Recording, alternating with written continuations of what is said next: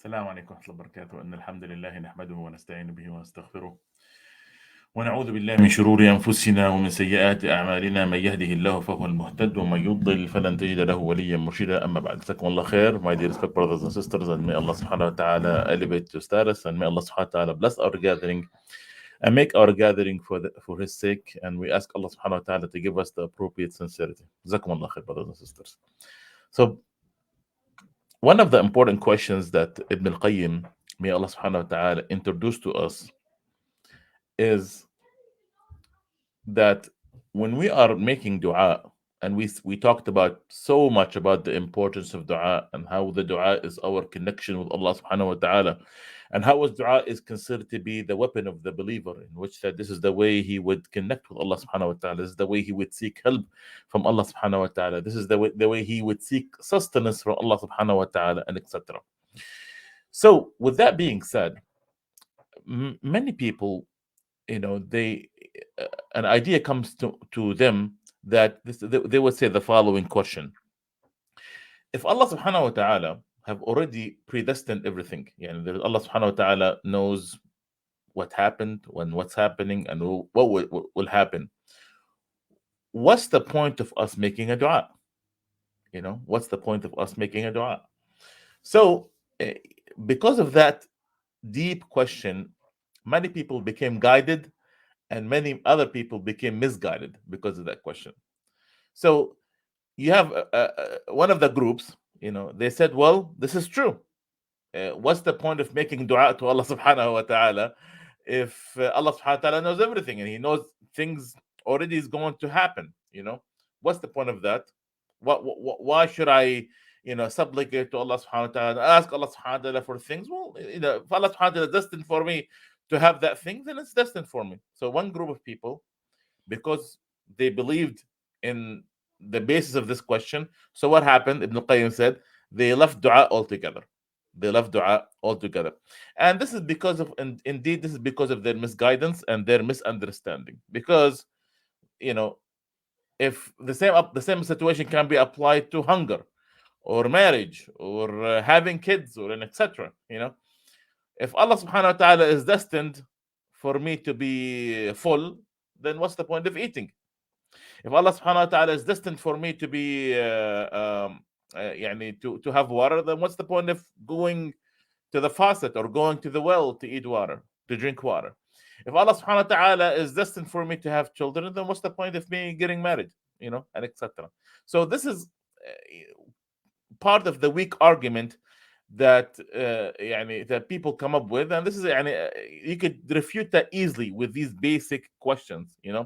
And subhanallah, this is actually, even animals understand, even people, even animals, you don't have to be an individual, even animals understand that if you want to seek food, you have to go after it. If you want something, you need to struggle for it. If you need to attain something, you have to sacrifice for it. So meaning that you have to get whatever means is there for you to get to it.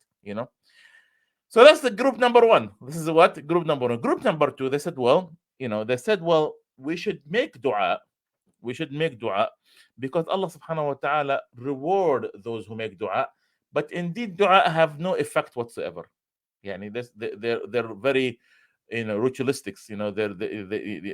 They looked into the issue of being just this is a ritual. Let's do it, and it ends there. And they believe that dua have no effect whatsoever. Another group, and again, this is indeed a misguidance. Allah subhanahu wa ta'ala, he asked us to do dua. What? So this would change our lives.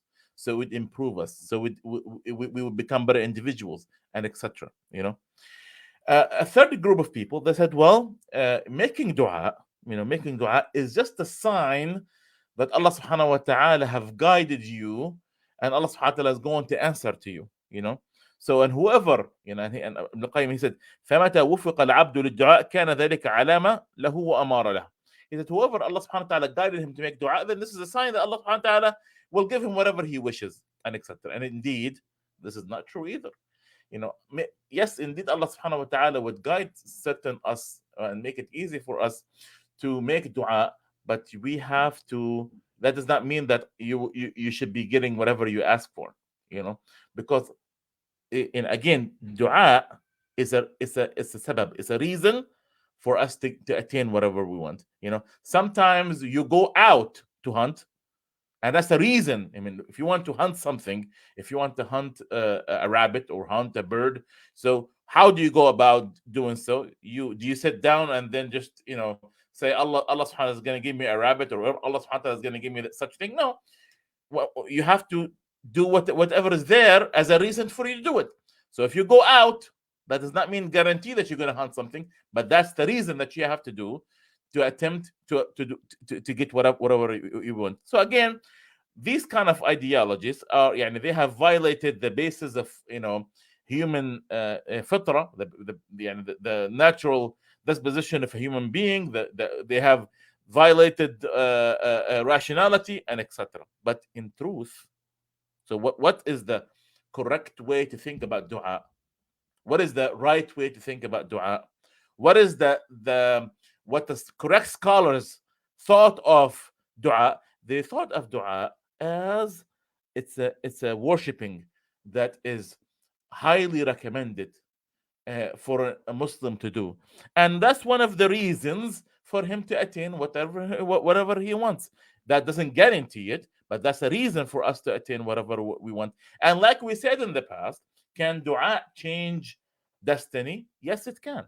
Yes, it can change destiny, because we talked about in the past there are two types of destiny. There is destiny, things that are written with Allah subhanahu wa ta'ala, and this destiny does not change whatsoever, and there is destiny that the angels came down when you were born, when I was born, came down, and he have written on your forehead your destiny until the way you die. That destiny can change. So yeah, can for instance, if let's say you were destined to be poor, and then because of your dua, can you be rich? Of course you can. If if you were meant to marry this individual, but because of your dua things have this have changed, of course it can.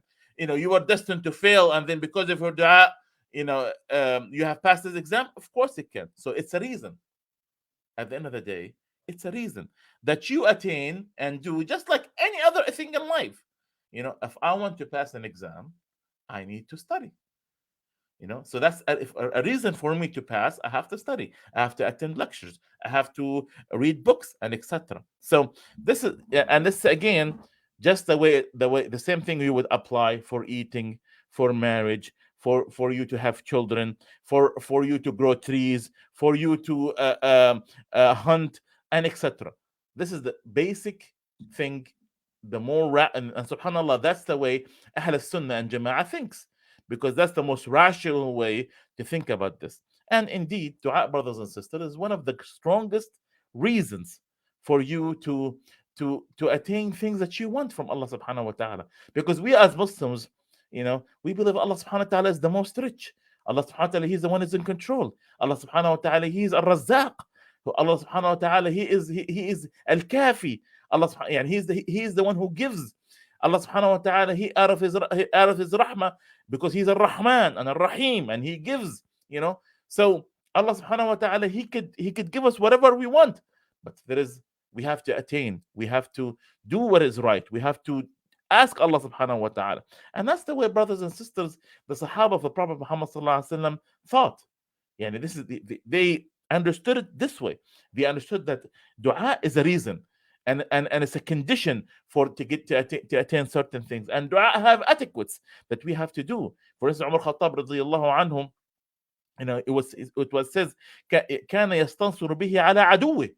If he want to win over his enemy, what was he used to do? He used to make dua. وكان أعظم جنديه. One of the greatest soldiers, the greatest soldier that to Umar Khattab radiyallahu anhu was what? Was his dua. And the Sahaba used to say, لستم تنتصرون بالكثرة وإنما تستنصرون من السماء. The Sahaba used to say, you did not used to win over your enemy because of how يعني how quick you are, or how big you are, or how many you are. No, you win over your enemy over from the sky, from the heavens, by asking Allah subhanahu wa ta'ala. And that's why they used to focus so much, brothers and sisters. They used, يعني the Sahaba and Umar Khattab radiallahu anhum, they used to focus so much in perfecting the dua. They used to focus so much in trying to make the dua in the most adequate way, in the most respectful way, in a way that would honor Allah subhanahu wa ta'ala. And they used to say, Inni la ahmilu hamma al-ijaba. I don't worry about, Umar Khattab radiallahu anhu used to say, I don't worry about whether Allah subhanahu wa ta'ala is going to answer me or not, because he believed that Allah subhanahu wa ta'ala will answer him. وَلَكِنَّ هَمَّ الدُّعَاء. He said, what I worry about is that I perfect my dua. I start, I say my dua in a respectful way that would honor Allah subhanahu wa ta'ala and praise Allah subhanahu wa ta'ala, and give praising on Prophet Muhammad sallallahu alaihi wasallam, and humble myself and submit myself, and and try to and try to make sure that everything that I do within the dua follow the sunnah of the Prophet Muhammad sallallahu alaihi wasallam, as far as doing it in the right times, as far as in humbling my way, in my attitude, in the way I do it, and etc. And that's the way the Sahaba and even Umar Khattab radiallahu anhu used to do. Brothers and sisters, subhanAllah, and that's what Allah subhanahu wa ta'ala expects from us. Didn't Allah subhanahu wa ta'ala say, brothers and sisters, وَإِذَا سَأَلَكَ عِبَادِي عَنِّي فَإِنِّي قَرِيبٌ أُجِيبُ دَعْوَةَ الدَّاعِ إِذَا دَعَانِ. And if my servant asks you about me, I am indeed close. I would answer the dua, I would answer the supplication of those who ask of me.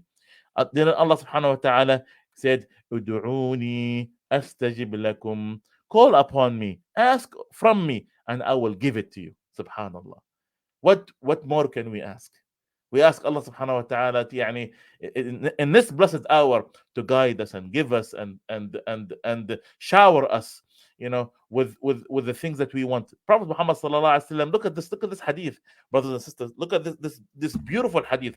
Prophet Muhammad sallallahu alaihi wasallam said that Allah subhanahu wa ta'ala said, "Man lam yas'alillah yaghdab alayh." Allahu Akbar.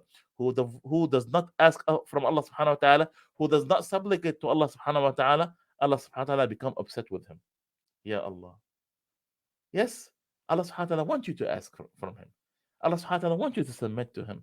Allah subhanahu wa ta'ala wants you to beg him and humble yourself and praise him, because that's what a correct relationship that an individual would do between him and his Lord. We are at the end of the day servants of Allah subhanahu wa ta'ala. We are in control of Allah subhanahu wa ta'ala. Allah subhanahu wa ta'ala created us, and He's our Lord and Master, and He's our Creator. Of course, if I'm going to humble myself to someone, I'm going to humble myself to my Creator. I'm going to be thankful to my Creator. I'm going to praise my Creator, the one who created me and gave me everything that I have. Who have given me the body, and who have given me the education, and who have given me the clothes, and who have given me the sustenance, and who have been giving me the food, who have given me kids and everything that I own. It's Allah subhanahu wa ta'ala. So of course I'm going to submit to him and humble myself to him and ask him, because he is the most rich. He is al-Ghani. Allah subhanahu wa ta'ala. He is the Razzaq. He is the one who provides for us. It was mentioned, brothers and sisters, in the book of Imam Ahmad radiallahu anhu, Kitab al-Zuhd. He said, he mentioned an athar where Allah subhanahu wa ta'ala said, Ana Allah, la ilaha illa ana, إذا رضيت باركت وليس لبركتي منتهى وإذا غضبت لعنت ولعنتي تبلغ السابع من الولد. Allah, Ya Allah. Allah subhanahu wa ta'ala said, I am Allah. There is no God except for me. If I am satisfied, I would bless. If I am satisfied, I would bless, and my blessing have no end. My blessing have no end. وإذا غضبت, if I was upset, I would curse, and if I curse, my curse would reach the 7th generation of that individual. Would reach the 7th generation of that individual. And we would wonder why certain people, Allah subhanahu wa ta'ala have cursed them and cursed, whatever, progeny that came out of them? 7 generation. Ya Allah. Why do you think certain people have certain diseases or certain things or certain problems that runs in a family? That's why, brothers and sisters, we have to be close to Rabbil Alameen. Who could uplift that curse? Who could make change your life? Who could turn your life around and make it better? Who could make you who could guide you and who could give you and who could sustain you and etc. But there is a note here that I need to make sure that people understand. And because now here it's an issue of aqidah, and it's an issue that might confuse people. People say, well, didn't Allah subhanahu wa ta'ala said in the Quran, وَلَا تَزِرُ وَازِرَةٌ وِزْرَ أُخْرَى, that Allah subhanahu wa ta'ala does not make other individual carry the sin of other individuals. Like for instance, if I commit a sin, what does my does my kid get punished for it? How does that apply here? How Allah subhanahu wa ta'ala would curse the 7th generation of an individual because of my sin? Yet no one وَلَا تَزِرُ وَازِرَةٌ وِزْرَ أُخْرَى, no one carry the sin of another individual. So this happened, brothers and sisters, in the وَلَا تَزِرُ وَازِرَةٌ وِزْرَ أُخْرى. This is hereafter, meaning that if I commit a sin, my child does not get punished for it in the hereafter. Unlike other religions where they believe that there is an original sin and this sin is carried over. No, as Muslims we don't believe in that. We believe in if Adam have sinned, he sinned for himself. It was his own mistake. That does not mean Adam sinned, then I carry the sin of Sayyidina Adam. No. But this hadith or this saying that I just mentioned, it talks about the worldly matter. Like for instance, yes, maybe because of my sin, my progeny or somebody else's progeny will be punished in this dunya. But does that mean it would affect whether they're gonna go to hell or fire? No. Again, subhanallah, maybe a bad thing that happened to an individual could be something good to the other to others and could be bad for him. Like for instance, let me give you an example. Let's say someone got into an accident. Okay, he came out of the accident fine. But who's got hurt from that accident? Maybe he did not get hurt from an accident. His father got hurt from it because he's the one who's going to be paying for the car. But him, nothing happened to him. You see, except somebody became sick. Okay, his father is paying the hospital bills. Maybe because of his sickness, Allah subhanahu wa ta'ala is going to make him go to heaven because of his sickness, of how patient he was.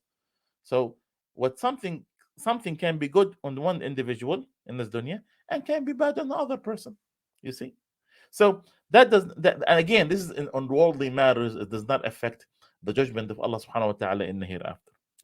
So with that being said, brothers and sisters, we have to understand that dua, that it's one of the biggest weapon that the Muslim can have. It can, brothers and sisters, it's one of the biggest things that could bring things to you. It would prevent you from the destiny that could be coming on to you.